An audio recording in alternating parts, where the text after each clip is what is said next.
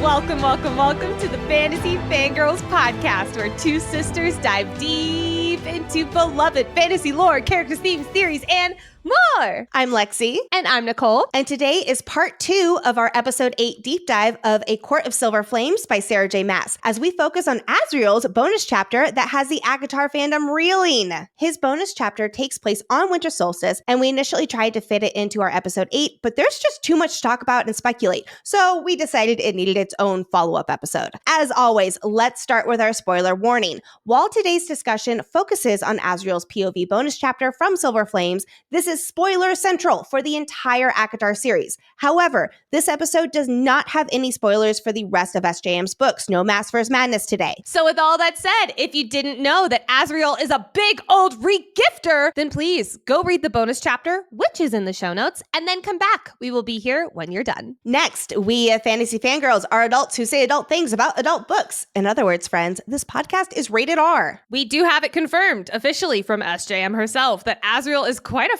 fireball in bed, and we get a taste, a little nibble of it, if you will, in this bonus chapter. So please be mindful of those little listening ears. Friendly reminder as we discuss this bonus chapter and Silver Flames as a whole, we recognize some of the topics we're talking about are divisive among the fandom, and it's okay for this community to have different opinions about characters and perspectives and who should end up with who. But with that said, please do be respectful both to us and to others as the conversation continues on other channels. Additionally, we are so excited to see you at upcoming live events.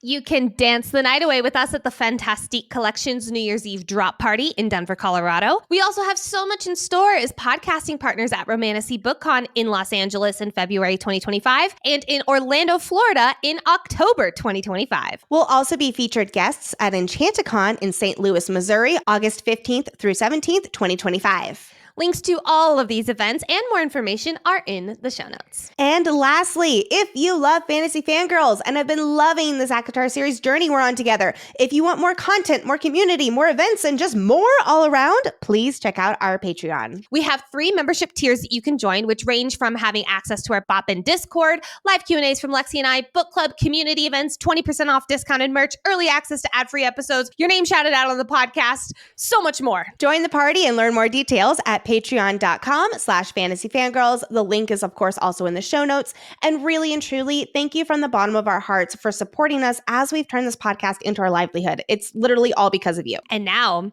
it is time to dive into the biggest question among the fandom. How big is Azriel's penis? Just kidding.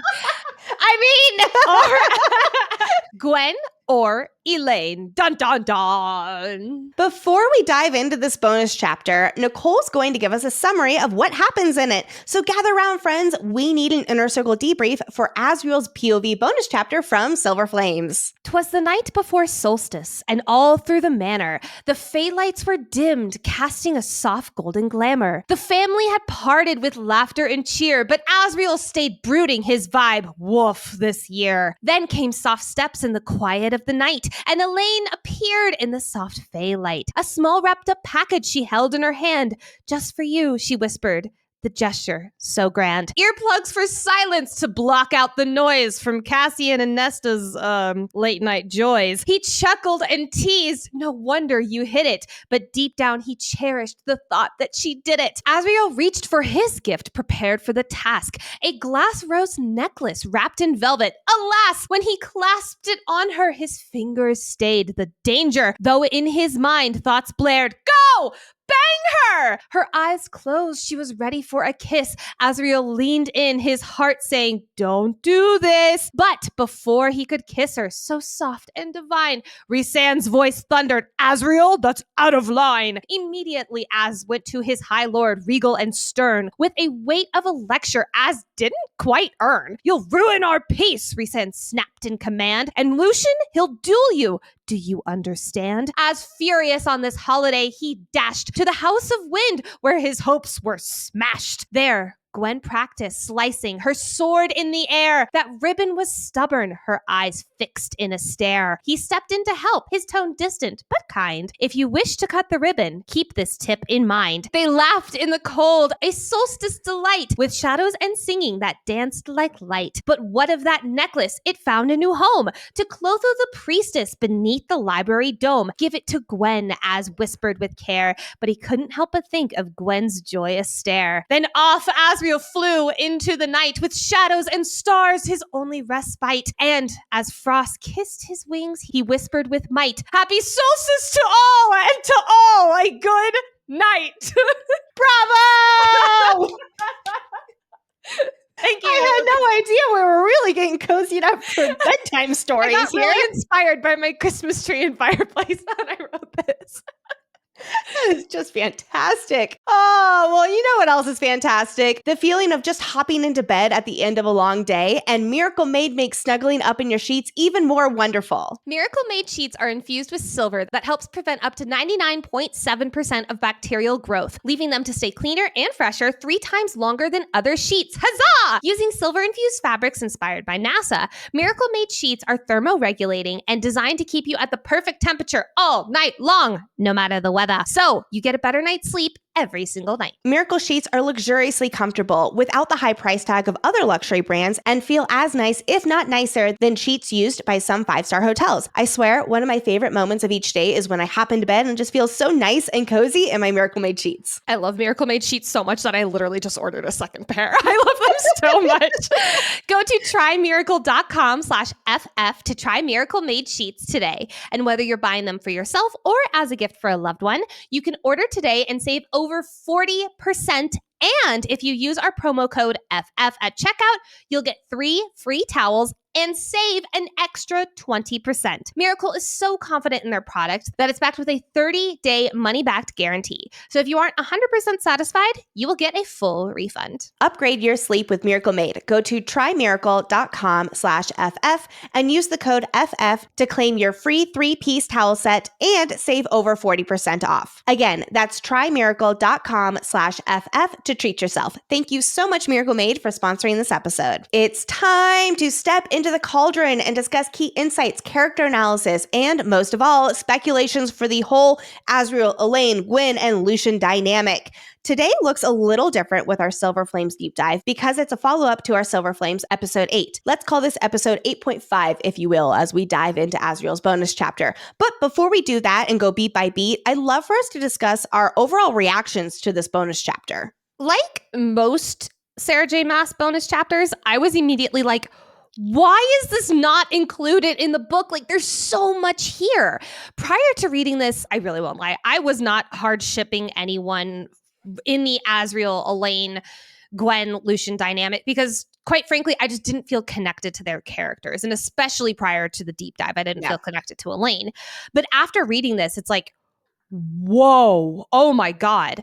This is what turned me into a shipper of Gwyn and Azriel, and I'll get more into that later. I'll say soft shipper. But something I'm really curious about is how is this going to be woven into the story? Because major moments happen in this. Rhys tells Azriel to stay the fuck away from Elaine. Azriel re-gifts Gwyn a present, which I'm assuming she'll find out eventually because she'll wear it around Elaine, and Elaine will be like, what is that? That was supposed to be for me. It'll hurt Gwen's feelings, which breaks my heart for sweet, wonderful Gwyneth Bardara. There's so much here, and I can't wait to see how it plays out in the story, but I'm anxious. Like, this gives me anxiety.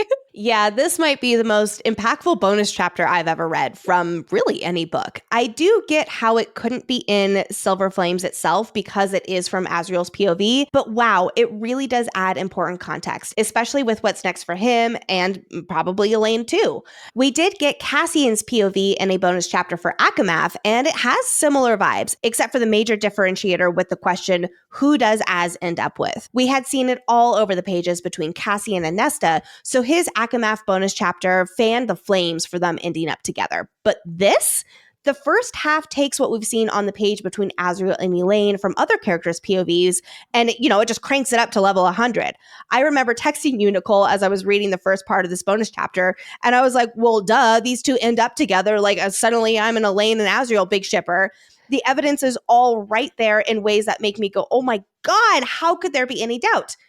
And then I read the second half of the bonus chapter, which introduces Gwyn to the mix, and it has me doing a 180. It feels like the very beginning of a potential love story. So by the end of this bonus chapter, especially with that last line that we will definitely be talking about, I was and still am torn, which for me is part of the fun thinking about what's next. Because ultimately, I know we're similar in that we just want everyone to be happy with whoever they end up with. And I'm really just along for the journey. Although, like you too, I am leaning Azriel and Gwyn winding up together. So, please do keep that in mind as we do deep dive this bonus chapter. We will look at everything from all sides, as we always try to do, but we can't help looking at it through the lens of Azriel and Gwyn ending up together and the evidence that goes along with that. Before we lay out all the proof for who ends up a couple, let's deep dive this bonus chapter and go beat by beat. We have to begin with the Elaine encounter because wow!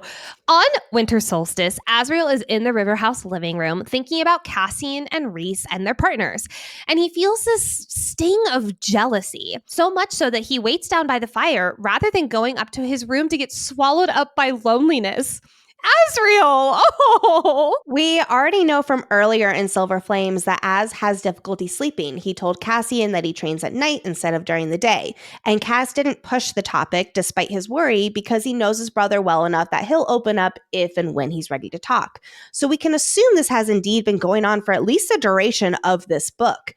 As the scene plays out, Cassian and Nesta are consummating their mating bond. So I love how Az knows what they have even before Nesta admits it to herself or before it's told to her months later.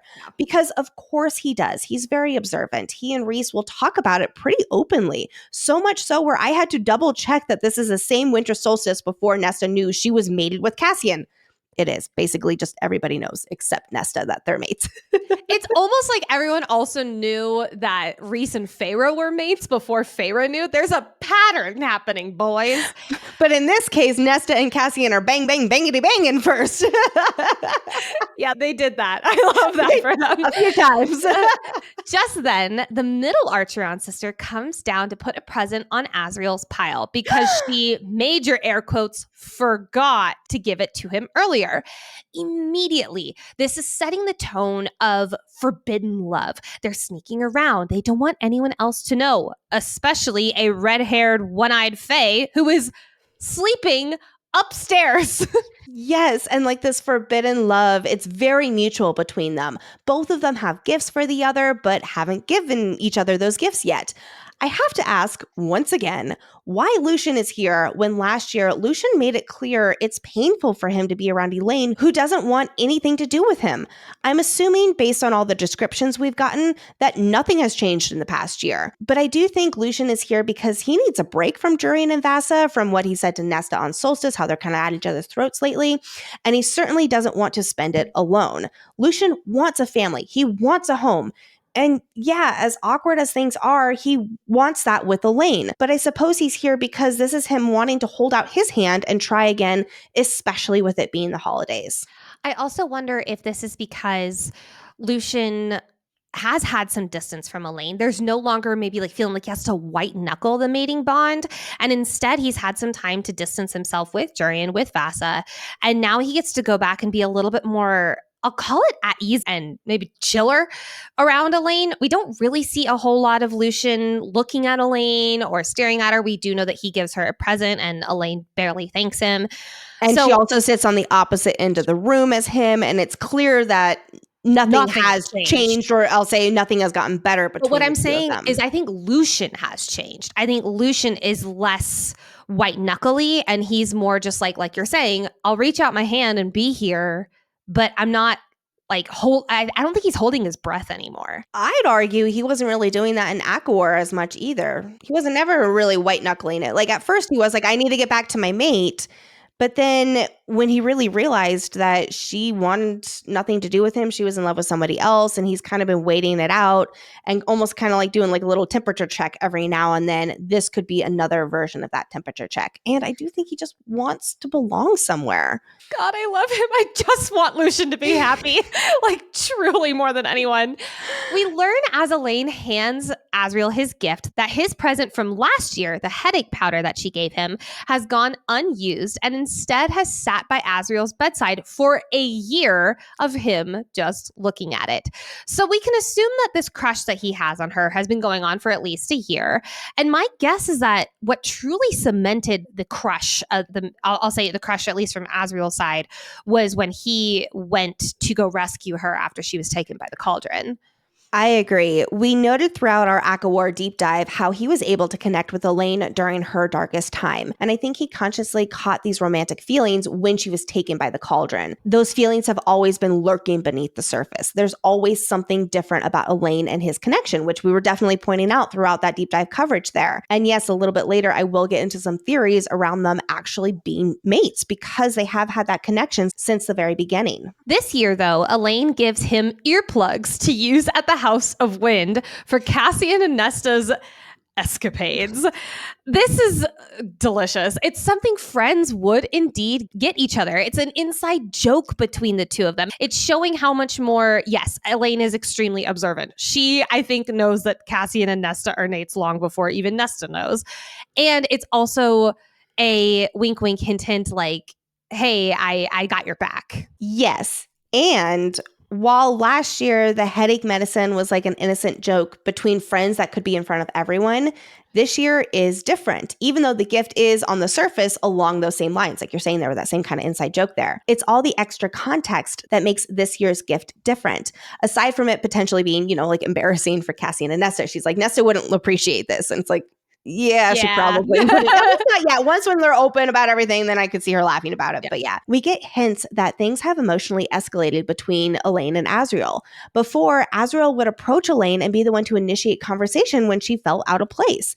Now he's avoiding her because there's that spark between the two of them. Plus, Elaine's gift is about sex. There is that little bit of flirtation along with this gift, again, because of the extra context that we get. Like we've already been talking about, it's jumping off the page that there is a forbidden romantic interest between these two as they simultaneously tiptoe around each other and lean into the other at the slightest bit of the other's attention. From the way she swallows in his presence and her breath quickening when they get closer, unspoken words just hanging between the two of them.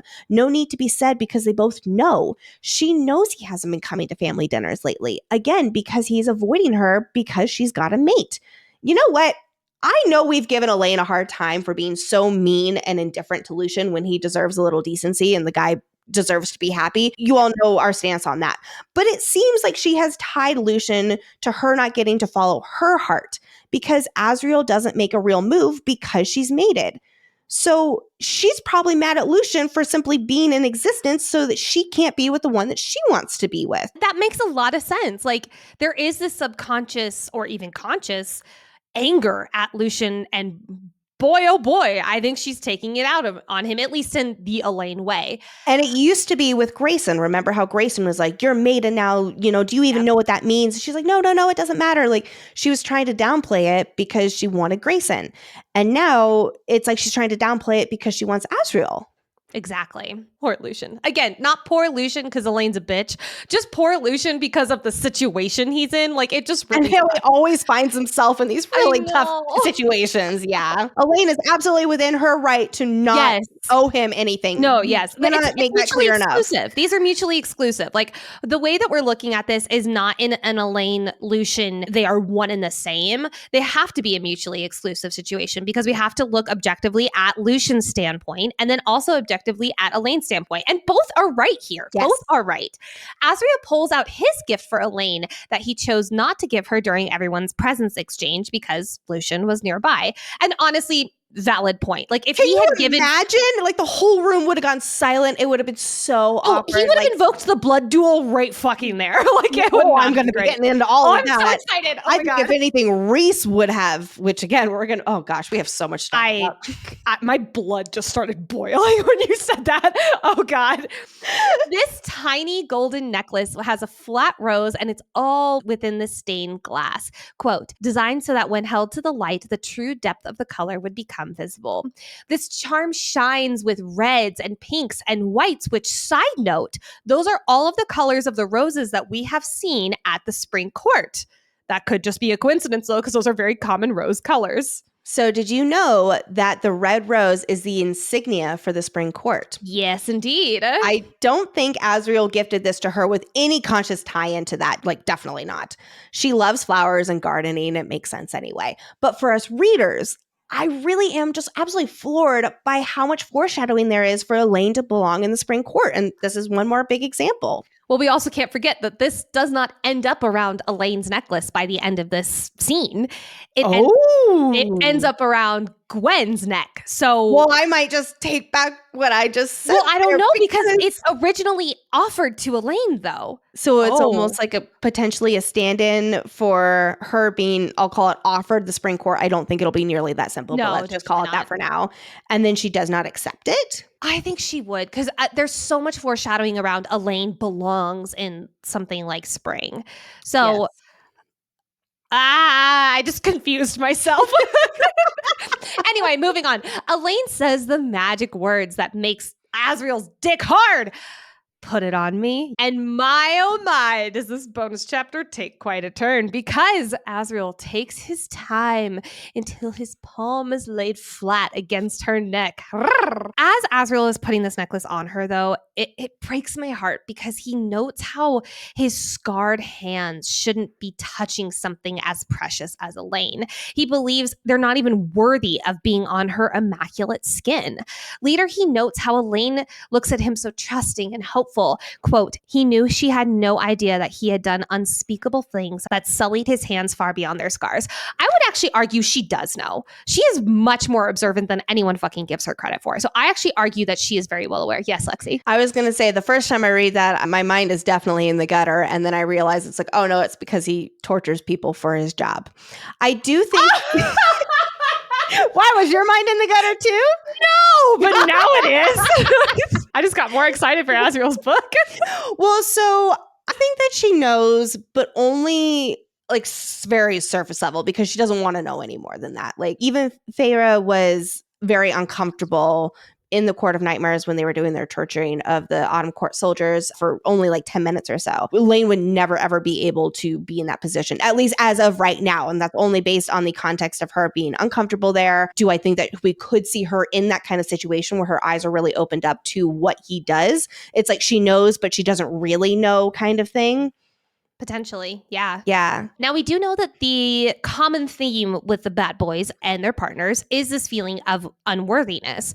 Rhysand is overly selfless because he feels unworthy of being loved by his friends. Cassian believes in this chapter. This is not Rhys. This is some devil took over his body.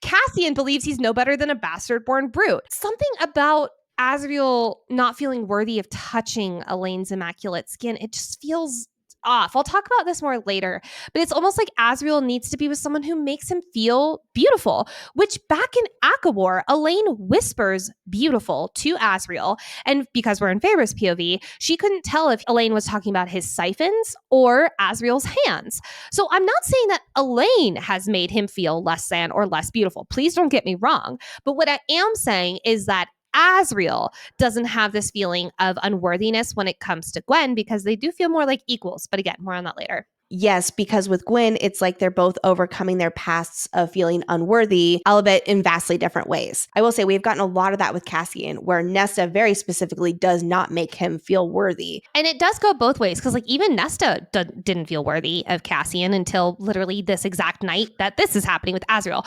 I'll talk more later as to why with the language in this scene, it does feel like it's one to the left. I'm not saying it's a total like everything's wrong and horrible and it's completely different. It's very similar. There's very similar tendencies here between Rhys, Cassian, and Azriel interacting with Elaine, but something feels one to the left with it. But again, I'll get to that later. And I think that's why we're getting this in the first half, where it's very much we are in the mentality of like, oh my gosh, it feels wrong because it's a forbidden romance, and we're all caught up in that.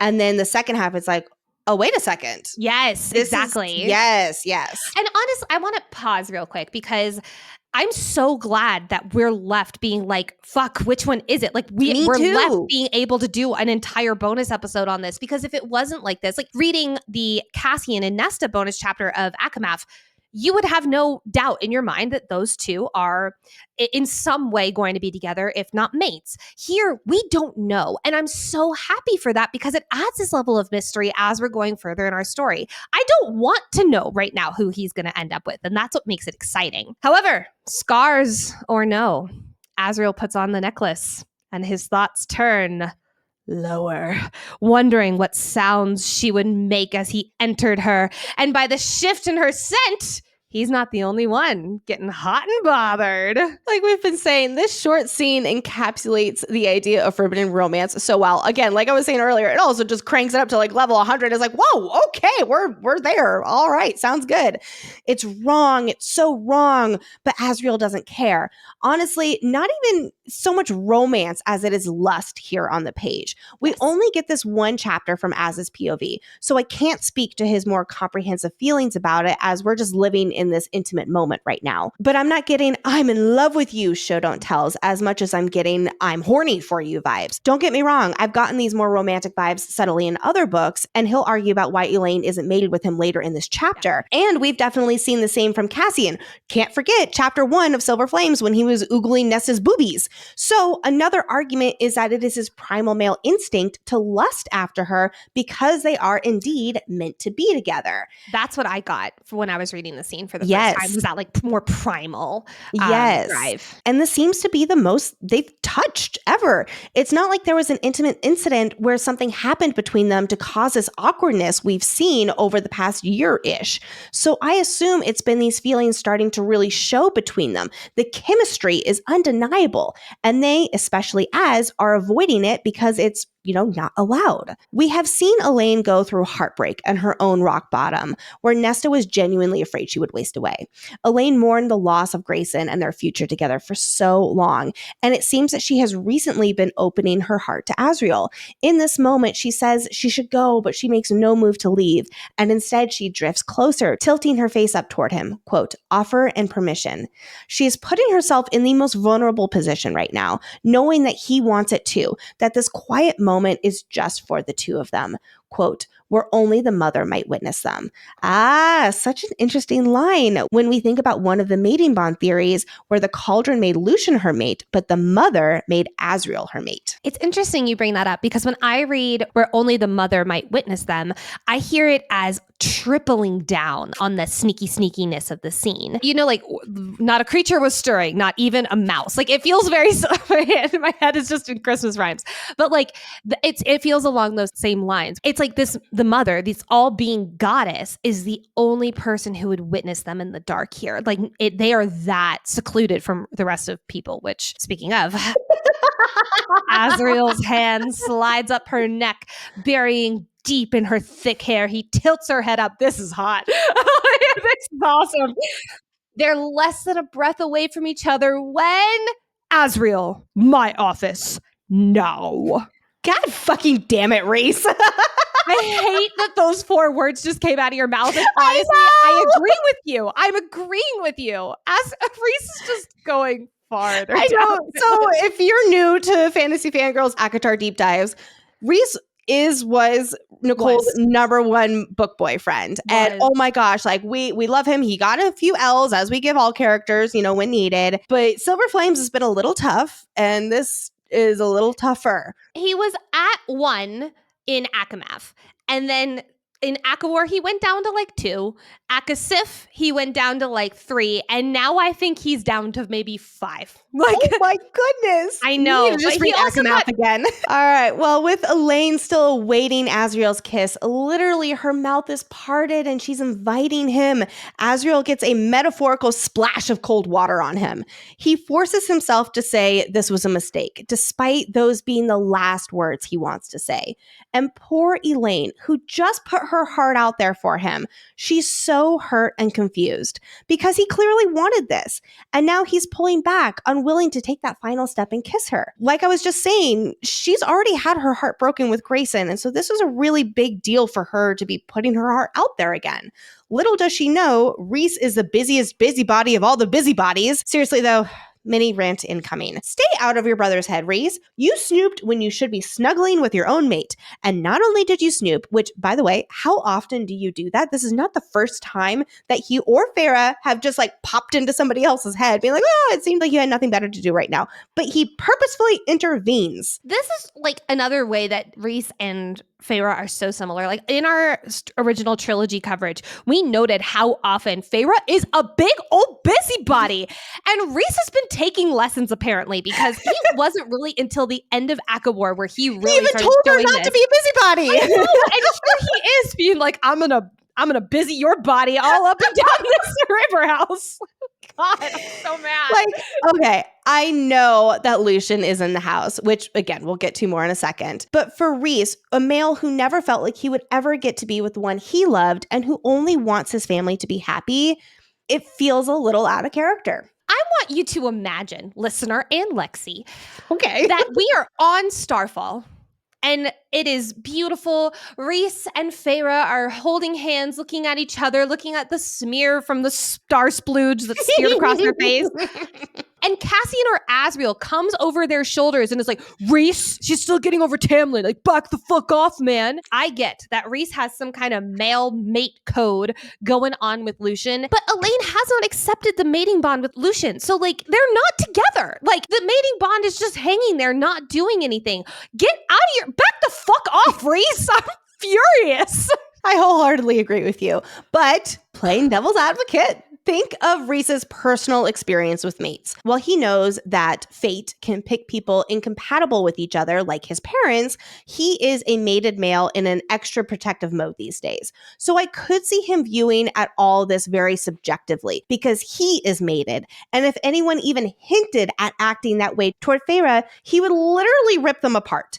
But yes, to your point, Elaine has not accepted the mating bond. In fact, it was Rhys who explained to the readers and to Feyre that a mating bond can be rejected. So let's talk about the scene in Rhys's office, which, by the way, he probably had to put clothes on because you know he sleeps naked. Yeah, he does. He has to sneak out of sleeping Feyre's arms and then go to his office. I will throw Rhys this tiny bone as he gets angry with Azriel, like a chicken wing at the bone carver style small bone. He's initially, keyword initially, emphasizing how bad it would be if Lucien saw them. Not about it happening in the first place, but how Azriel and Elaine were out in the open where anyone, including Elaine's mate, could have seen them. However, I do believe Az's shadows would send him like blaring warning bells if Lucien left his room, but I can understand Rhys's concern that Lucien might come across his mate kissing Rhys's brother. It would cause a scene, to put it mildly. But that's as much understanding as I can extend to you, dear Rhys, because you take a nosedive after that.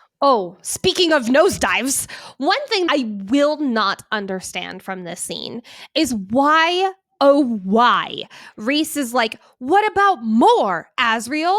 You mean that girl he's been pining for 500 years without reciprocation? I get him looking at the bigger picture and not wanting to piss off Autumn or Lucien and then Vassa and Jurian and even Spring that way. I get the political play that's going through Rhys's mind. I will give him that chicken wing bone. But why is he asking about more? If I were Rhys, I would not scold Azriel or even tell him that he's never able to see Elaine again. Because, like, what is he going to fucking do after that, Rhys? Like, you know Az is just going to want to see her more if you tell him never. He just says to stay away from her, but they also are part of a family together. They're not going to physically be able to stay away from each other. He's more, I'll call it emotionally, telling him to stay away from her. Yeah. If I were Rhys, I would rationally and point blank tell Azriel, like, hey, there's bigger things for you to consider here other than just your dick swelling up. I don't want you to get hurt. I don't want her to get hurt. But he's acting, why does he bring up more? That just, I will not he has seen his brother hurt for 500 years about this girl who is not reciprocating love with him for obvious reasons that we dissected at length in ACOWAR.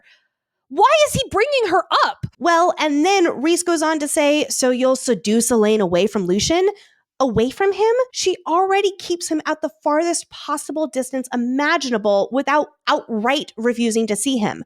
Azriel doesn't need to seduce her away from him. He simply was himself, and she gravitated toward him, which he admits only in his own thoughts that he hasn't gotten that far to their kiss and seducing her and what could go after.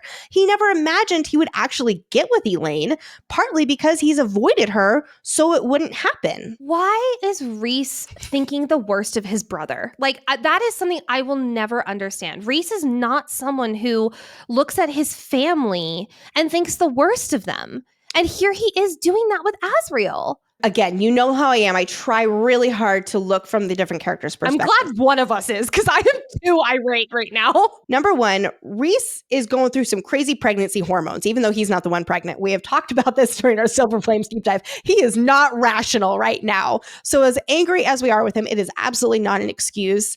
I don't know if things are going to get better after the baby's born, but he's got a lot of other stuff, craziness on his mind. He's a little tunnel visioned right now, especially when it comes to the political ramifications. He needs peace because for his mate, assuming that she lives, and for his baby, he wants there to be peace so that his child is not born during a time of war, especially a civil war between the courts like Autumn and Night. And maybe because he knows his brother so well that he knows that things will escalate to Lucian's death, that he's trying to cut this off as soon as he can. So maybe if we're in Rhys's POV, he's laying it on extra thick so that his brother will get the point, so that in his mind, he's self-sacrificing and being the bad guy to keep his brother and his kingdom alive. I am really you really stretched there, but it was enough. It was enough to make my blood pressure simmer down. Well, it's about to spike back up because I'm just going to keep talking. Rhys pulls rank and orders Az to stay away from Elaine. Again, I really do wonder if in his mind, he's purposefully being a dick like he has done in the past with his bad guy mask on and all that for all the courts. He's doing that right now with his brother. Again, that's why I said initially earlier, because this isn't a don't let Lucian find out warning. This is Rhys telling his brother, here we go here. He can't try to have happiness with the girl he wants, which does make me wonder, again, as I'm trying to see this from Rhys's perspective, does Rhys realize how much Az likes Elaine? Or, like I was talking about earlier, does Rhys identify Az's feelings as lust?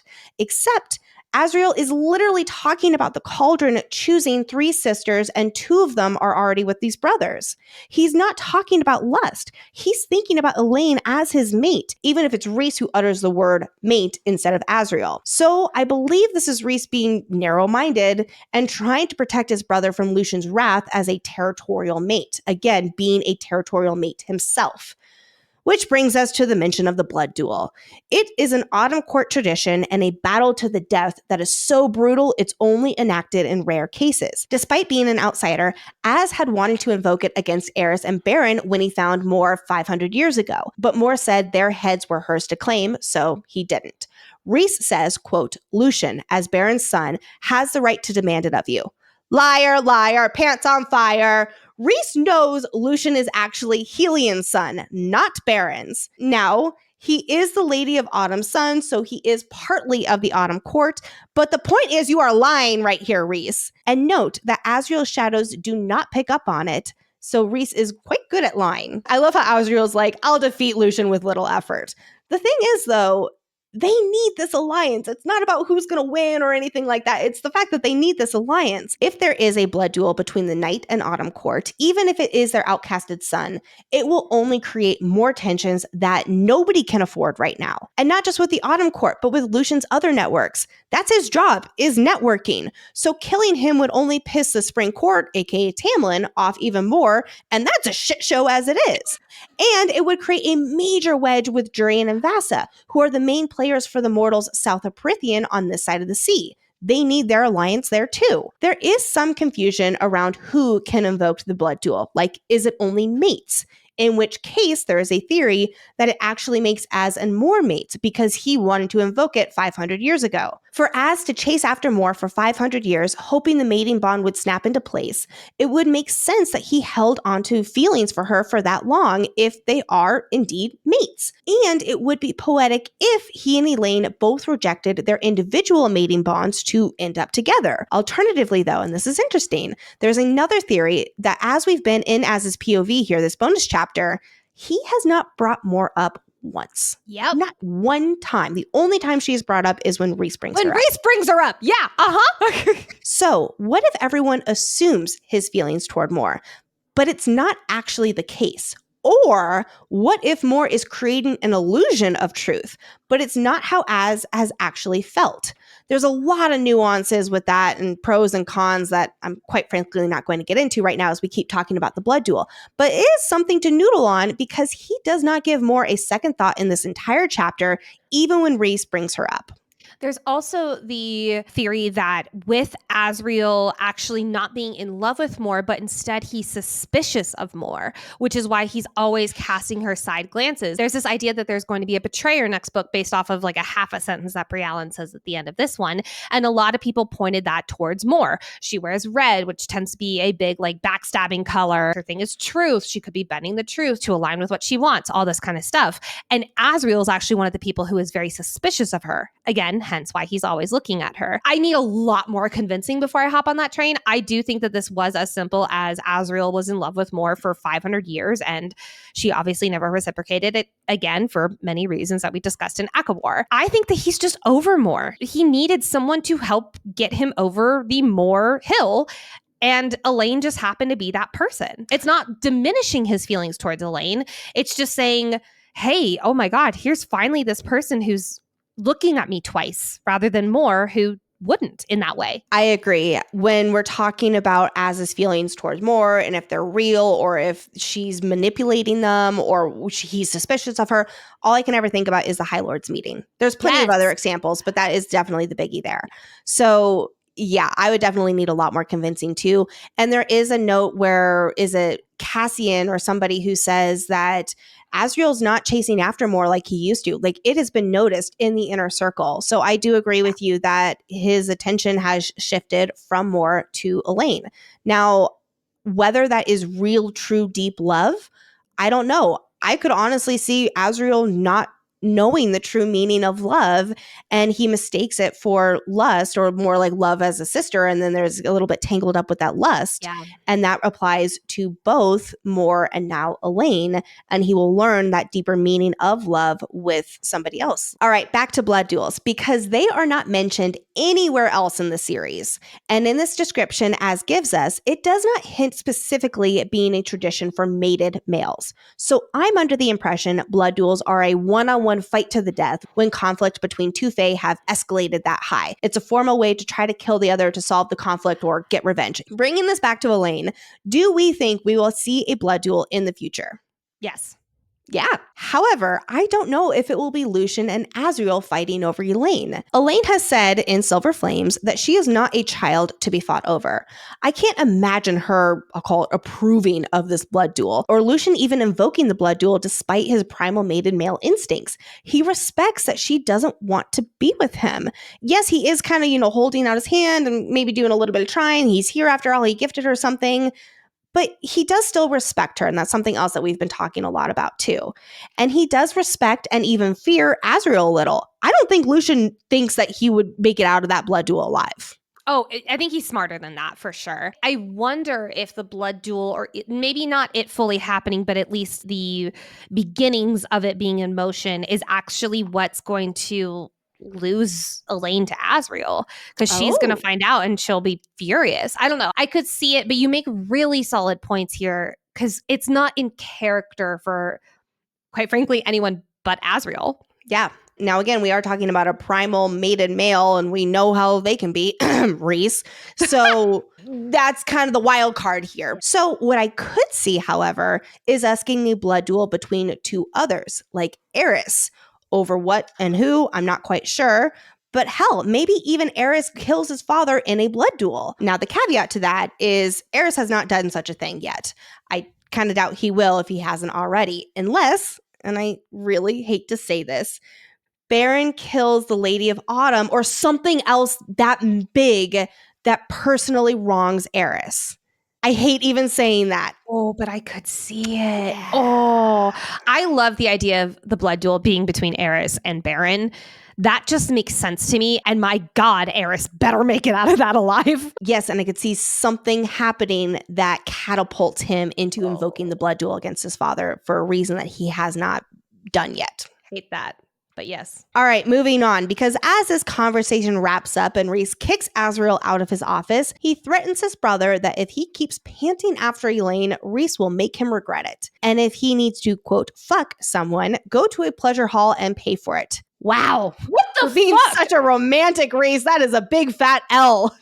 That's not Rhys. Like, again, what leech parasite demon monster from the underworld took over my boy? It makes me wonder, is that what Az has been doing all this time, being in love with more? Because we know that he's had other partners throughout the centuries. Have they all been paid? I never got that impression until this bonus chapter. I maybe never thought about them being paid, but I thought about them being some freaky deaky S&M shit.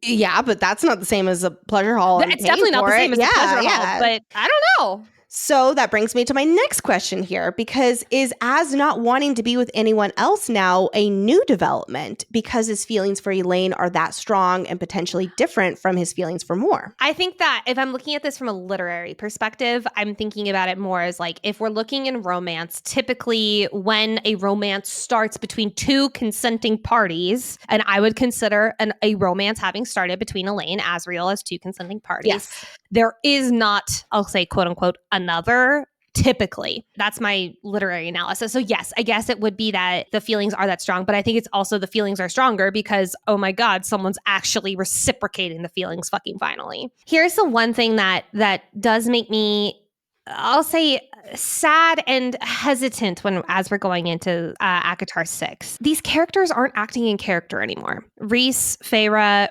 really lost a lot of their character development in Silver Flames. And yes, I know we're in different POVs, but we're also in Cassian's POV and we're in Azriel's POV right now. And Rhys is not acting like Rhys, at least in my opinion. I do worry that as we go into the later ACOTAR books that Rhys-Anne's going to lose a lot of his beautiful, complex character development. Same with Feyre. And this isn't the first time we've seen this in a later SJM book where characters stop acting in character. So I am sad. It does make me really sad reading this bonus chapter, looking at a character who we love so much, and me literally yell at him in a microphone because this isn't Rhys. This is some alien took over his body shit. And it does make me lower my expectations, and not in a good way going forward in the book series, if you know what I mean. I definitely do. Yeah, I think that the focus is on other characters. And like we've discussed during Silver Flames, when it's so much richer for other characters, like for instance, how we love Nesta's character development, it is sacrificing other characters that we have come to know and love like this. Yes. Last thing I'll say before we move on, again, as I'm really trying to put myself in Rhys's shoes here. Rhys does know how Az gets when he's hung up on a girl. Maybe he's trying to prevent another 500 years like the Az and Moore ordeal. And at this point, he wishes it was as simple as just wanting to stay focused on Moore. That's why he's bringing her up and be like, wait, what about this? Like, this was kind of like how things were and now things are changing and I don't like that. Nothing like the guy who's the leader of the Court of Dreams being like, hey, remember this thing that was a nightmare for you for 500 years? Can you just go back to that? Because that was easier. You know what also can be frustrating, in addition to Rhys's character development? Creating great retail experiences, because that is tough, especially with multiple stores, teams of staff, fulfillment centers, and separate workflows. It can be a lot. But with Shopify's point of sale system, you can do it all without complexity. Shopify's point of sale system is a unified command center for all of your retail business. It brings together in-store and online operations, even across 1,000 locations. Imagine being able to guarantee that shopping is just always convenient. Endless aisle, ship to customer, buy online, pick up in store, all made simpler so customers can shop how and where they want, and staff have the tools they need need to close the sale every time. And let's face it, acquiring new customers can be expensive. With Shopify POS, you can keep existing customers coming back to your stores with consistent, tailored experiences and first-party data that give marketing teams a competitive edge. Also, side note, the FFG merch store, yep, it is through Shopify. Want more? Check out at shopify.com/FFG, all lowercase, and learn how to create the best retail experiences without complexity. Shopify.com/FFG. Angrily and needing to calm his heart rate down like I do right now, Azriel flies up to the House of Wind, knowing that if he stayed at the manor, he'd probably strangle Rhys, and he'd probably do something stupid with Elaine that he would regret. Air quotes there, my guy. So he might as well work out the rage that is going through his bloodstream, the frustration, the writhing need. But it looks like someone is already in the training ring at the House of Wind. Gwyn. Which, pause! It is the middle of the night on winter solstice, and she opted not to go to the river house at Nesta's invitation because Gwyn wasn't ready to leave the library in the House of Wind yet. And thinking no one would be around, she came up here to train in the chilly night and keep trying to cut the ribbon. Aw, Gwyn! We know that among the three female friends, she is the most determined to cut that ribbon. And here she is, treating the ribbon like Nesta pretty much treats the stairs. It is her personal challenge to overcome, and Gwyn is on a mission to achieve it. We already knew this, but this highlights in a new light just how determined she is to reclaim her life after her trauma and push through it, even on her own in the dead of cold night on a holiday. While these two have interacted in the training ring since Azriel started working with the group, they haven't been one-on-one since he saved her from the terrible Hybern soldiers in Sangrava. Both of them have heavy pasts marked by trauma and pain, as we've seen in subtle ways through Azriel's POV so far this chapter, with references to his scars and frosty mask that he learned from his father's dungeons. And her past directly includes him. He was the one who helped her, but when he first looks at her, the bloody memory flashes before him. Quote, so at odds with the Gwyn he saw before him now. He's seeing that growth. It feels really symbolic that they see each other here again and begin connecting as simply two individuals who have found themselves at the same spot for different reasons, but each driven by their own dark thoughts and here to chase them away. And it's where they have their first true opportunity to start building their own relationship, even just as friends right here to start off. After some kind pleasantries, Gwyn says, "Happy solstice," as if it was a dismissal as much as it is a holiday blessing. Like she doesn't know what else to say in the budding awkwardness of their shared memories of her trauma. She doesn't want that to be on the surface, so she takes the initiative to push those bad thoughts away. And Azriel is like, "Are you kicking me out?" And Gwyn tells him, no, but she knows that he likes being alone. She's basically giving him an out of the conversation for him to go off and do whatever it is he needs at 2 a.m. It really shows A, just how observant she is in what he wants, and B, that she is almost like, you don't have to be on for me right now. Just go do your own thing. Go be at ease, basically. And that is something in my relationships that I cherish above all else. And of course, he's like, well, I'm here because I forgot something earlier. And she totally calls him out on his BS. She's like, yeah, sure, you forgot something at 2 a.m. He plays back with her. He's smiling. He's chuckling. They fall into this easy back and forth. Gwyn asks about the Inner Circle party, and he asks her about the priestess's celebration. But it's Gwen's next question that truly shocks him. Quote, "Do you sing?" So many things here. Yes, Azriel is a shadow singer, and that's why she is asking. It's showing she's curious and wants to learn more about him, but it's somehow such a personal question, and I love how she's not asking about his shadows. That's kind of what everybody else would be asking about when it comes to being a shadow singer.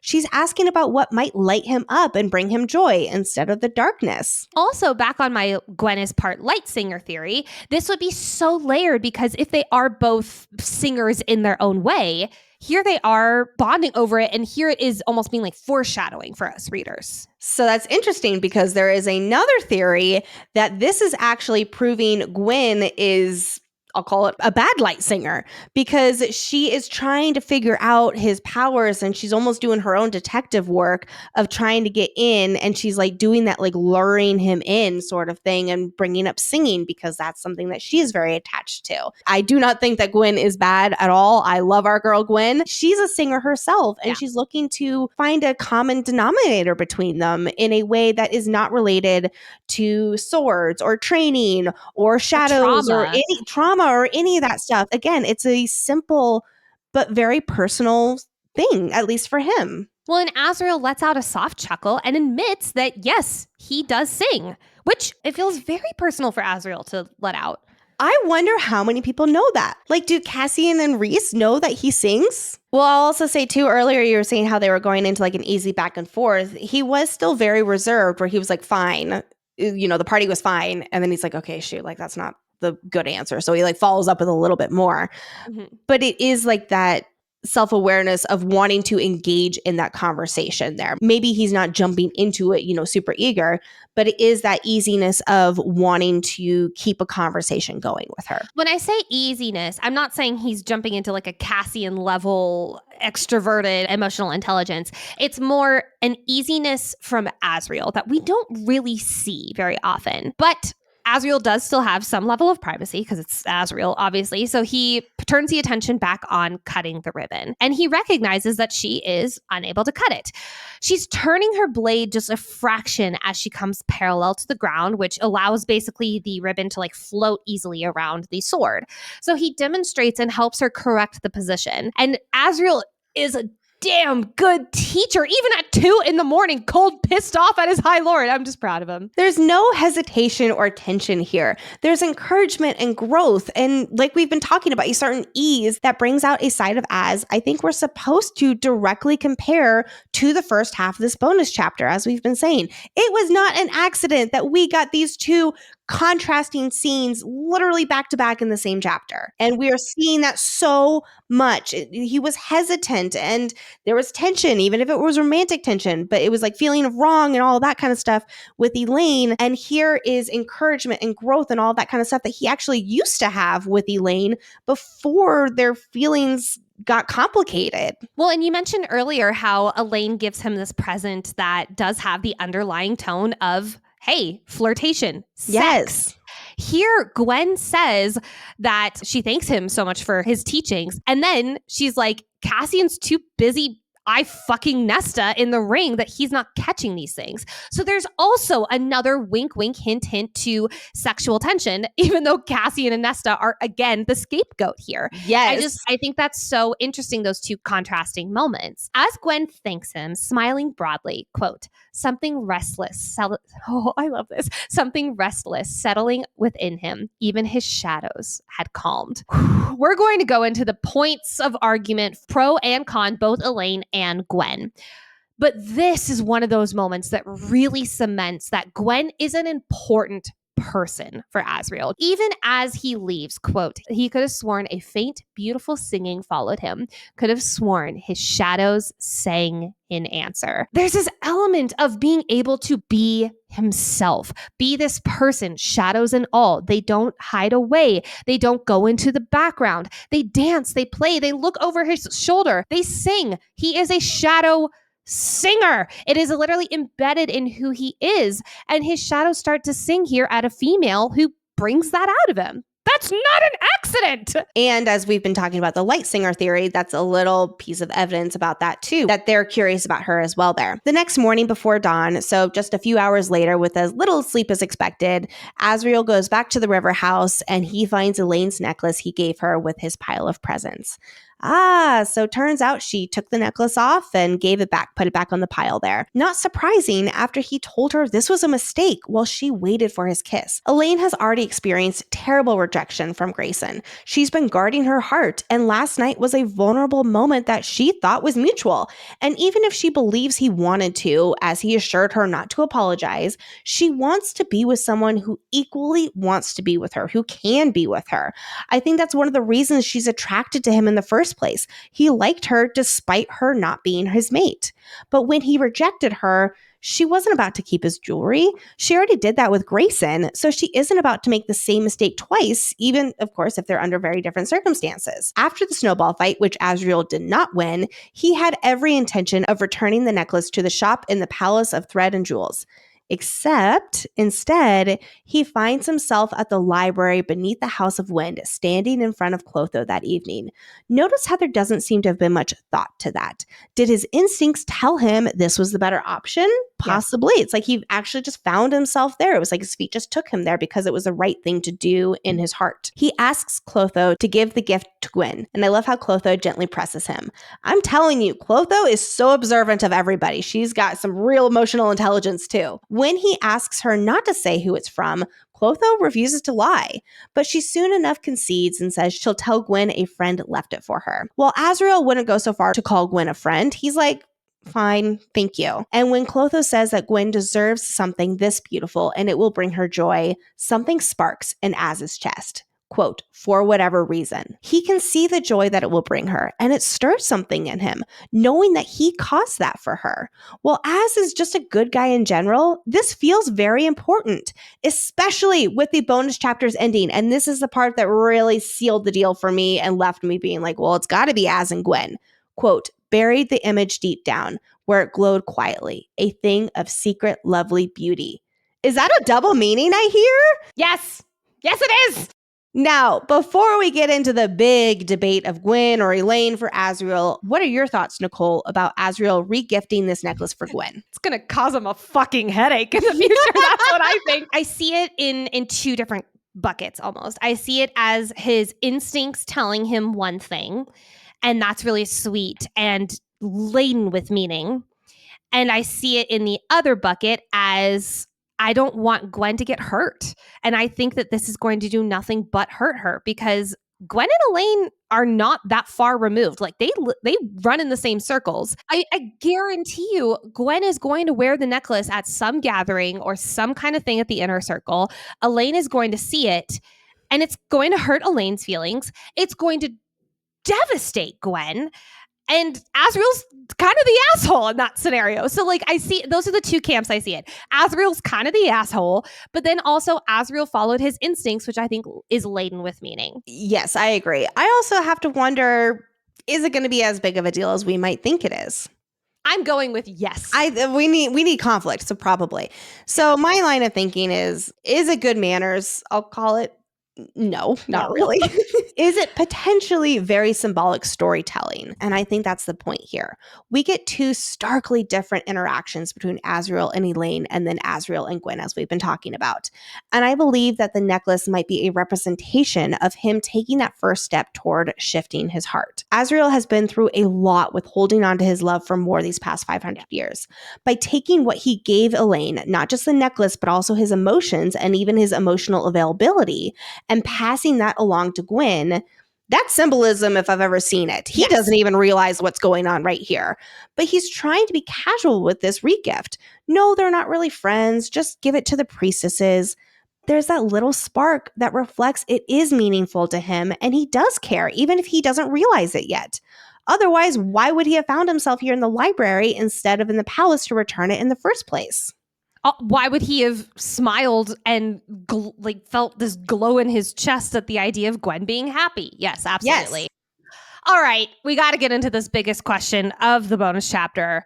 Gwyn or Elaine? I feel like it's necessary, again, like we did at the top of the episode, to give the disclaimer that these are our opinions and our perspectives, and it's okay if you feel differently. We got to be respectful. So before we get into our personal thoughts, let's go through the objective-ish arguments for and against Elaine or Gwyn. All right, let's start with Elaine, and you're doing your pros for Elaine, so I'm going to sit back and listen. I am. And to be clear, like I said at the top of the episode, I am a soft shipper for Azriel and Gwyn, but I like to put my perspective hats on here. Yeah. Okay, first and foremost, Elaine and Azriel have had chemistry since they first met.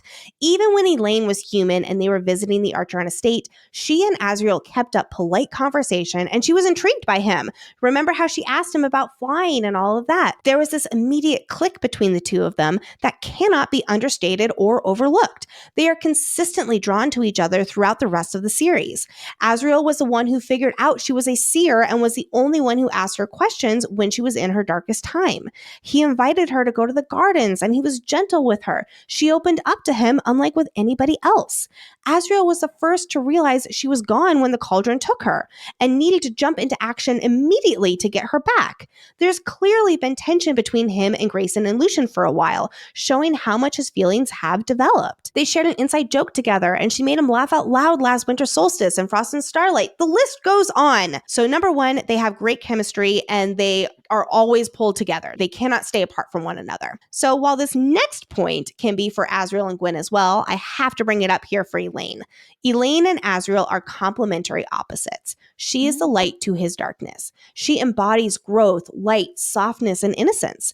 And Azriel is darkness and shadows, brooding, quiet, mysterious, torturer for his job. His shadows disappear when she is around, as if her light is chasing away the darkness in a way that Az needs to feel loved, supported, and calm in a way no one else offers him.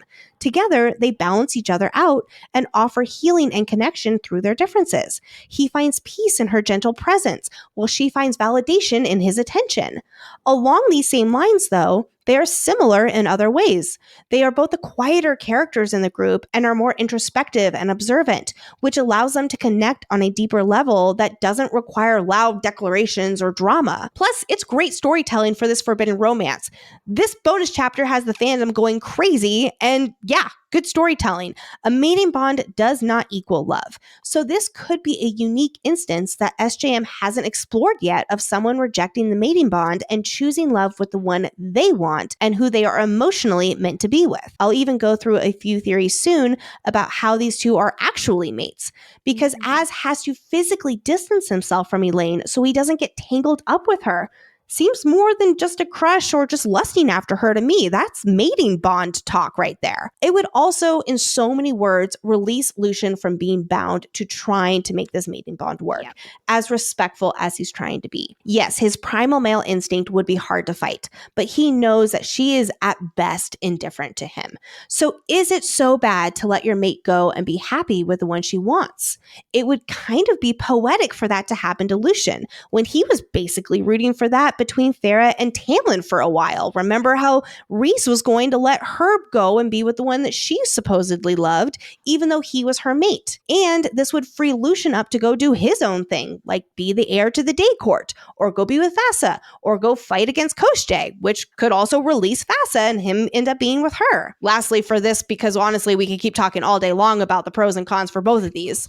As Azriel points out in this bonus chapter, doesn't it make sense for the three sisters to end up with the three Batboy brothers? It's weird that two have found their mates in each other, and the others are absolutely attracted to each other, but they don't end up together. It makes sense that fate brings them together as well, if in a different way than the traditional mating bond.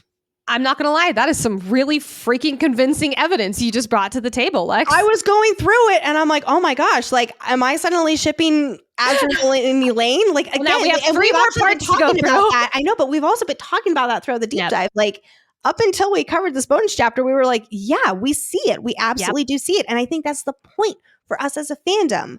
I love it. Yes, me too. Let's go through some cons for the Elaine Azriel shipping. The most, I'll call it, blatantly obvious is that they are not mates. And if we know anything from Sarah J. Maas's ACOTAR books, people do often end up with their mates, especially if they're in a main character role. Like Lexi said, could this be a new play on that trope? Of course. And that is actually kind of exciting. But it doesn't feel like it fits with SJM's resume, if you will. In this encounter with Elaine, there's a lot of, quote, wrong, so wrong language. He repeats it multiple times and he knows how it's wrong, and yet he still moves forward.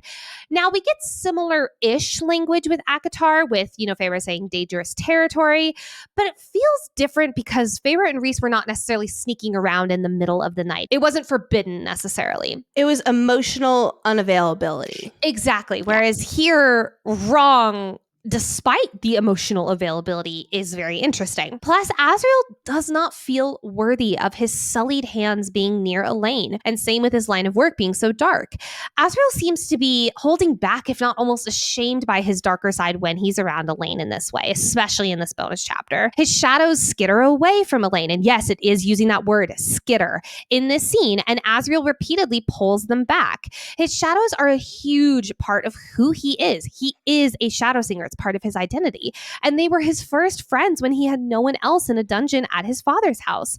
There is an argument that he needs to be with someone who makes his shadows emerge, play, dance, I don't know, maybe sing, perhaps? I'm not saying that this feeling he's exuding about being unworthy is because of energy that Elaine is giving off. I think that this is Azriel doing this nonetheless. Again, I'm not faulting Elaine for this, but I will play my own devil's advocate. This could also be a point in their direction because it's pretty consistent with the Bat Boys and their partners, them not feeling worthy of them. Now, we also cannot forget that Elaine is the only Archeron sister who did not get her womb changed in order to hold Illyrian babies.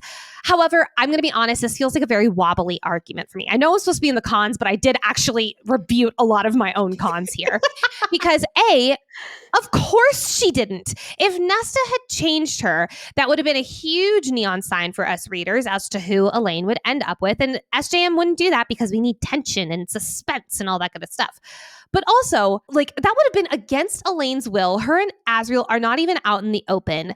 So that would have been a major no-no from Nesta to do that for Elaine. Especially for how much she has trauma over the Cauldron changing her body, both her and Elaine's bodies. She would not do that without permission. Exactly. So this honestly feels more like a story decision, much more than it feels like a clue against Elaine and Azriel. Another argument, however, in the con group is that Elaine is a grower of things and she belongs in a court where she can flourish, literally, whereas Azriel belongs in the Night Court. However, yet again, I'm going to counteract my own argument. Nicole, you're not playing the game very well here, although you're making great points.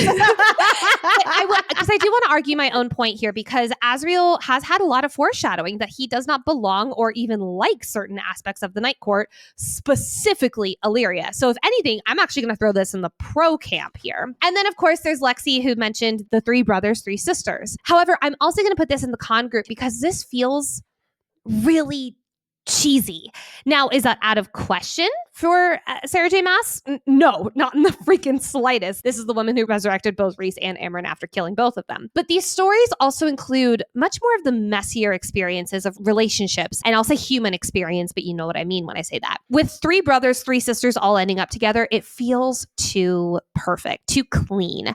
There's also moments, specifically in Akabor, where Elaine still does feel pulled towards Lucian, telling him to come to Valaris, taking a step before he leads to the continent. So there is also maybe some lingering feelings where she's just suppressing them right now because she doesn't want a mating bond at this moment. Are Elaine and Azriel attracted to each other? Yes, obviously. But there's these difficulties between them, and we see that especially in this bonus chapter. It's almost like a square peg trying to fit in a round hole. So if anything, that's my biggest con. I know that's not the weightiest argument, but it's a vibe. That's the vibe con. So before we move on to the arguments for and against Gwyn, I do want to bring up the very popular theories about there being a fake mating bond at play or a Cauldron versus mother kind of mating bond. A fake mating bond is not unheard of in this magical universe, and there's several versions of this theory that Elaine and Azriel truly do belong together. There's a theory that the King of Hybern or even Koschei created a fake mating bond between Elaine and Lucian, and they aren't truly mates. It was perceived to be that way. Like if the King of Hybern used his powers to make it so, it would entice the human queens even more so to get into the Cauldron. Remember, he was like, oh, look, like she's got a handsome mate. Like who else is going to get a mate kind of thing there. During our final ACOMAF episode, we talked about the possibility of this, but with Elaine and Tamlin being mates. I'm not going to go down that road right now, though, as we focus on Elaine and Azriel. Go listen to that episode for that full theory. Fae-vorite questioned in an earlier book, and now Azriel has in this bonus chapter, that maybe the Cauldron was wrong. Because yeah, no one seems to think Lucian and Elaine should be mates. The chemistry chemistry isn't there and it just doesn't fit. I feel like even Lucien knows this. Like, it's a very obvious for everybody that they don't fit together. So what if Azriel truly is her mate? And all this time there's been a spell under Lucien and Elaine to make them genuinely believe they're mates, which tricks everyone into being gaslit that Elaine and Azriel can't possibly be mates, despite the chemistry and underlying mating bond truly being there. While I absolutely see the thought process for this theory, I personally feel there is too much evidence that they are mates. Now, again, we all could be getting very much gaslit here, and the spell is just that powerful. The tug, especially that both Lucien and Elaine have confirmed that they felt. We were in Lucien's mind at one point in ACOWAR, and we saw firsthand how he felt about her, and this feeling did not go away after the King of Hybern died. Once the King of Hybern died, does that mean the spell would have to be broken, assuming that it was the King of Hybern that placed it on them? I don't know.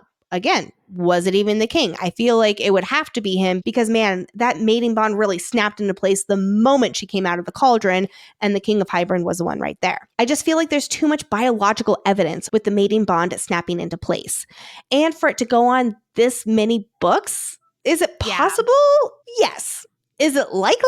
I just don't think so. Moving on to a second theory around this Elaine and Azriel actually being mates is that there are two kinds of mating bonds. One is from the cauldron and the other is from the mother. The idea is that the cauldron creates mating bonds that are best for offspring and match couples for optimal breeding, while the mother's mating bonds are at a soul deep level where they truly are soulmates and love one another. We've heard about mating bonds where the two mates weren't right for each other, like Rhys's parents and Tamlin's parents, and seemingly Elaine and Lucien. And then, of course, we have the true soulmates, like Rhys and Thera, as well as Cassian and Nesta, Draken and Miriam, Kallias and Vivian. So what if the cauldron made Elaine mates with Lucien, but the mother made her mates with Azriel? How would this play out? I have no idea, but I do find it to be a fascinating theory. Yet my hole in it is that the cauldron likes Elaine. It gifted her these seer powers, and we know it purrs in her presence. So why wouldn't the cauldron want Elaine to be happy at that same soul deep level? Why would it do this to her, I'll call it? Is it because the cauldron was corrupted by the Daglin and they had some kind of influence on how mating bonds go? I don't know. I'm just throwing that out there as a possibility because we know that they did corrupt the cauldron. And I'll admit, something that does make me struggle with this theory, because I like the idea of there being two different kinds of mating bonds. If our story had been set up this way, if it just comes in 6 books in, it feels a little bit like oh, hey, here's this thing that might work out. Like, it just feels kind of like plot armor and not in a good way. It feels like this new added complexity that doesn't feel like it's expanding on lore. It feels like it's saving plot holes. For what we know right now, however, the plot holes could be this right here that we're all talking about, is that it's like Elaine and Azriel do seem like they should be together. I think about Akamaf and ACOTAR are a great example. The mating bond between Rhys and Fae-vorite is there from the literal beginning. There hasn't been that kind of setup unless there's a massive amount of information that goes along with this that we don't know. But we've been getting a lot of little teasers. What if the cauldron was wrong? Okay, yeah, that's fair. It would entirely depend on how this is executed, I think, for me to really enjoy this theory coming to light. And that's not because I do lean more towards Gwyn and Azriel. That's solely from I don't want to be gaslit as a reader. That doesn't make me feel good. I feel you on that. Yeah, absolutely. Yeah. So those are two theories that I gave it a pretty high level version here. And I find them really cool. Let us move into the Gwyn and Azriel pros and cons. We're going to start with the pros for Gwyn and Azriel being together. I want to start first from a literary analysis of this bonus chapter. We open up with I'm going to call it tough relationship between two people. Again, that square peg round hole, with a bleak middle of Rhys being an asshat, and then this happy, uplifting ending where Azriel smiles at the thought of Gwyn's happiness. If we're looking story arc wise, the chapter ends with a more positive feeling towards Gwyn and much more ease around Gwyn. There's been so much emphasis in the ACOTAR world around friendship being such a major part of relationship. Now, could that go for Elaine too? I think so. Not in this bonus chapter, though. I think in other books, maybe. But here with Gwyn, there is the foundation of a budding friendship. Not friendship right off the bat, because they're not there yet, but that budding friendship. They even bring up the word friends. Like, Yes. he has to think to himself, oh, I wouldn't call her a friend. But Exactly. then he shows signs of them being friends because it makes him smile. Yeah. Exactly. Next, into some nitty-gritty details. Azriel and Gwyn do have similar tendencies. Same thing, again, we can be said for Elaine and Azriel too. But Gwyn and Azriel, they exude this quiet strength. Gwyn is a warrior. She does not back down from a problem or a fight. She is competitive. She is determined. This is all note for note identical to Azriel. However, she's also gentle, sweet, and curious. That's really the big difference. Elaine, yes, she is gentle. She is sweet. Gwyn has this heightened curiosity about her. And it's very same, but different as with Azriel. She has this innate ability to naturally melt this ice around Az, and he really opens up to her in a way we don't really see him with a lot of other people, i.e. the singing question. There is this idea that if Gwyn is part light singer, and again, in a good way, that with Azriel being a shadow singer, they have this capability and this already major connection through their powers. Could this also be a fated mates connection? Absolutely. Also, those lines about Azriel watching her throughout the book, specifically around the ribbon. Oh my God, those are not there by accident, especially when they're amplified from both parties in this scene. Nesta later says, quote, remember how Gwyn was with the ribbon? You're the new ribbon, Az. Now that scene immediately cuts away, so we don't get to hear what Azriel's reaction is, which is infuriating. But this is the beginning of flirtation between these two, for lack of a better term. Azriel has played a very familiar role in Gwyn's life. He's helped her navigate trauma that she's dealt with. He pulled her out of Sangrava. He's been helping her with training and dagger handling. And then here he teaches her how to cut the ribbon, which Gwyn is the first to cut it. And I think that is because of Azriel's teaching here. It's only a few days later, too, that it happens. Exactly. Yeah. Well, and this also means that one of the most meaningful moments in her life when she becomes a Valkyrie, something she's obsessed with, he played a role in that meaningful moment in her life. And helping her overcome the trauma that her past represents. Yep. Exactly, which is very similar to Cassian and Nesta, and it's very similar to Rhys and Feyre. But how about how they act around each other? With Gwyn, Azriel jokes around. He asks her questions. He actually smiles. He laughs. He's in her presence, and he's bonding with her. They bond over singing. There's this ease with them that, especially in the Elaine part of the bonus chapter, there isn't there. Is there tension with Elaine? Yes, but there's constant wrong language, where here it just flows. It's easy. Then there's the big clue about his shadows and how they act differently with Gwyn. His shadows are curious. They peek over his shoulder. They're calm in her presence. Not to mention, at the end of their encounter, quote, as he descended, he could have sworn a faint, beautiful singing followed him. Could have sworn his shadows sang in answer. They're playing around. They're joining in the conversation. Again, his shadows are a part of his identity. They are not distant from him. They are him. And here they're like, this girl rocks. We like her. And last but not least, of course, when he regifts the necklace with Clotho to give to Gwyn, he notes how he can easily see her face opening it, and this warm glow fills his chest when he thinks about her smile. Now, I do want to put a major asterisk in this because, yes, there is some major evidence for Elaine and Azriel. We've also had 3 books of Elaine and Azriel, and literally half a book of Gwyn and Azriel. So keep in mind the ratio of text to hints that we're working with here as we go through pros and cons. All right, now let's look at why Gwyn and Azriel don't work together. When we were assigning each other these, I can't believe I got both the pros for Elaine and the cons for Gwyn. This one was a little hard for me. I'm good at playing devil's advocate, right? You are. You really are. If Gwyn is Azriel's mate, shouldn't he feel that primal male instinct when he remembers that bloody memory of saving her? Yes, it does cross his mind. But if they're meant to be, based on our experiences with mates, especially now that we've been in Cassian's point of view, it should cause a bigger internal reaction. Even if he already killed all of them to save her, he should be thinking something along the lines of, oh, I wish I could kill them all again for what they did to her kind of thing. He did instantly kill all of them the second he was like, are you okay? Kill. He killed everyone in that room. So, which he would do for anybody. And this memory does not cause him any major emotion. Rather, it's an awkward memory between the two of them that they're trying to move on from. And a primal male who's especially mated, if they are mates, that is not how he would feel, no matter how quickly he killed them. On that same note, Azriel will always be associated with Gwyn's most traumatic, worst memory. As she works on healing, it might be hard for her to truly do that with that reminder. And I'll be honest, I don't really like saying that as a con because while it can be true and it can be placed as a con, healing from trauma looks different for everyone. And this could actually be an argument for them as well. He understands her trauma in a way no one else does, and she can overcome it by being with him, embrace her growth, and rise above it.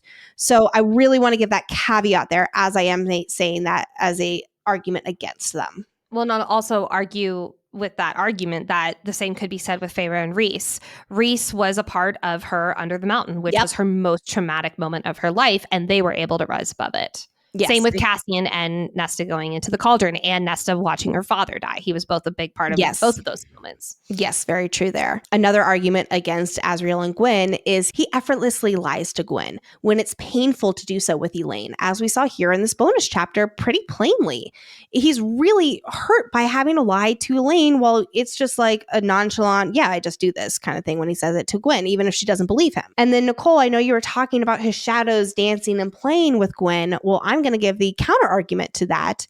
Instead of his shadows dancing and being curious about Gwyn, it might be that she is manipulating his shadow powers, taking them off their guard and instead weakening Azriel. For instance, in the River House, his shadows were acutely aware of Elaine, while they don't notice Gwyn at all that she's up here in the training ring before he arrives.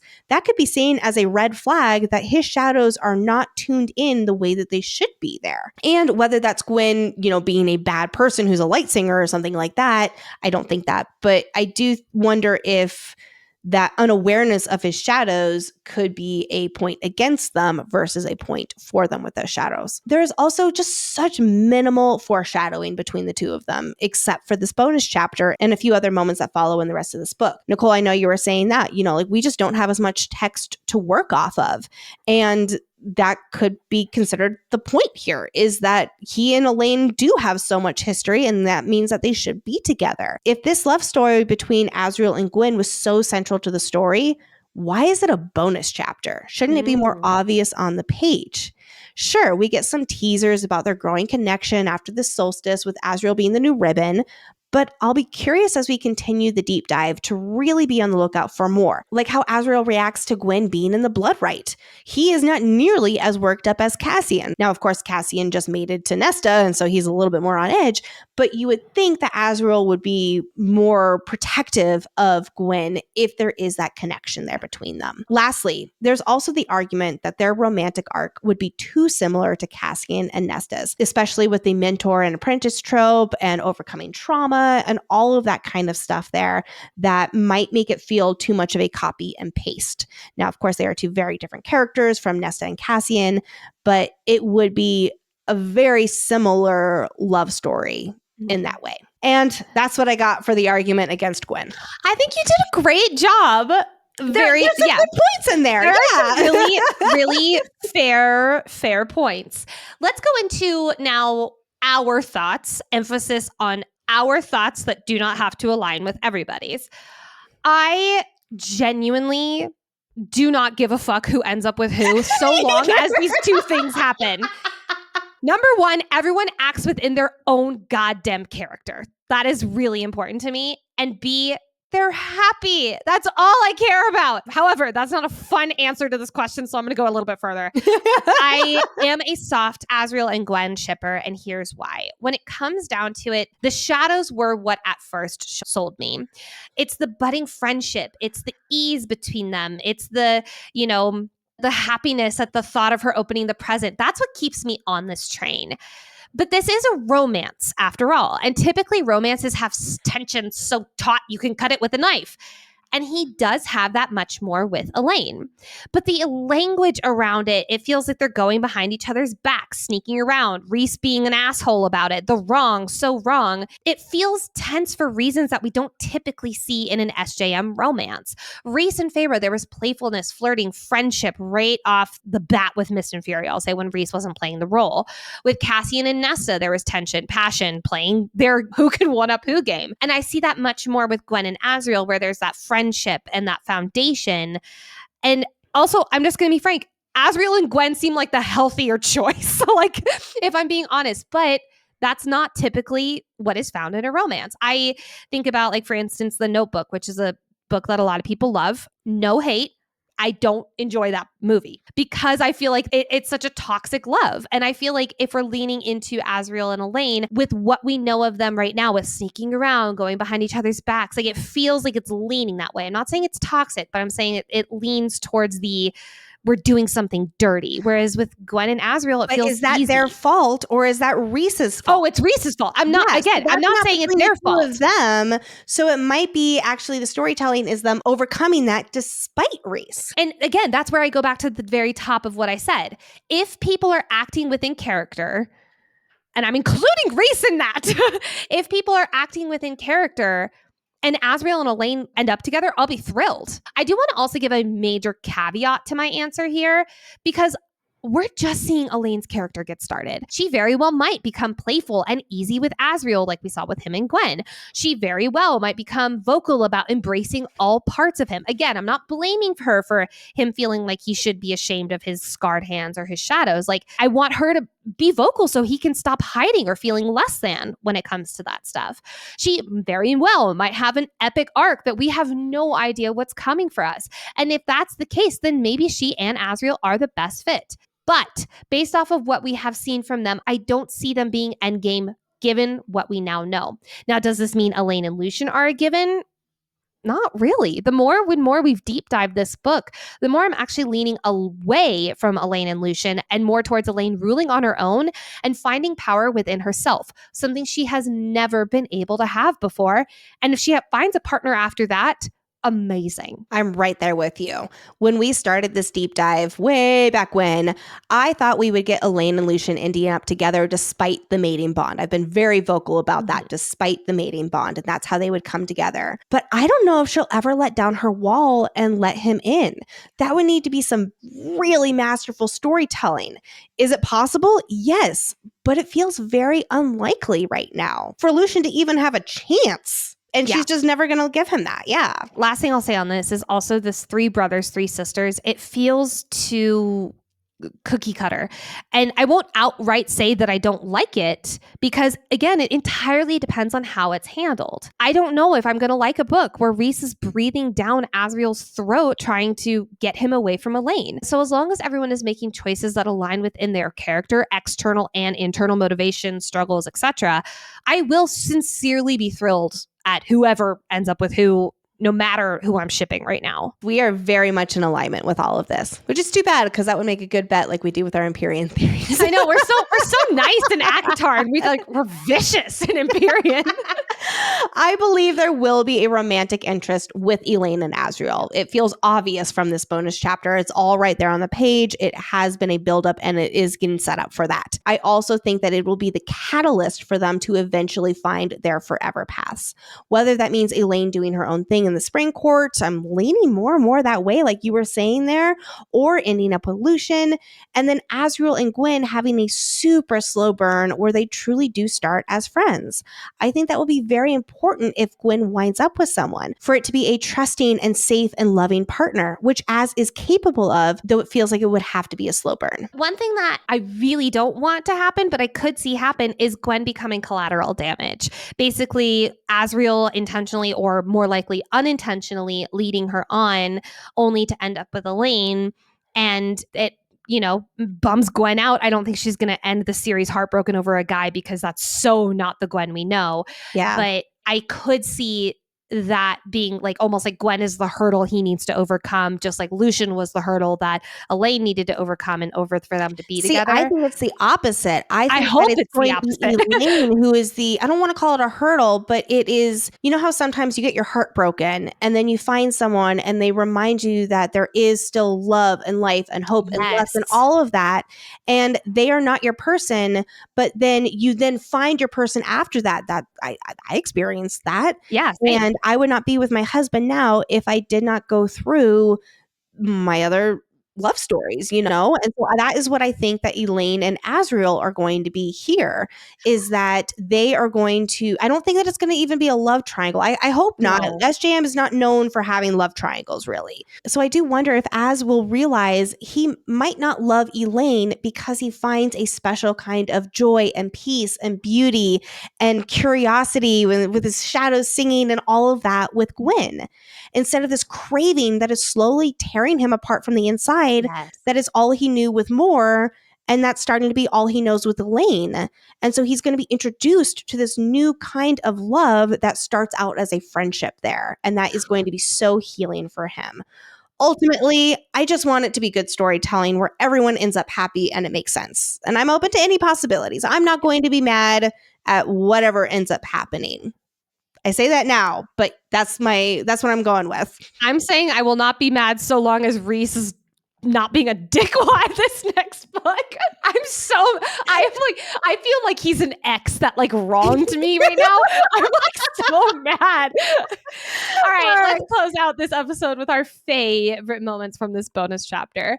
I love getting more insight to his shadows. It just makes me so excited for his book. They whisper to him of where Elaine has gone. He can winnow in and out of them. We just get so much more insight to his powers. And how the shadows are his sentient friend who looks out for him.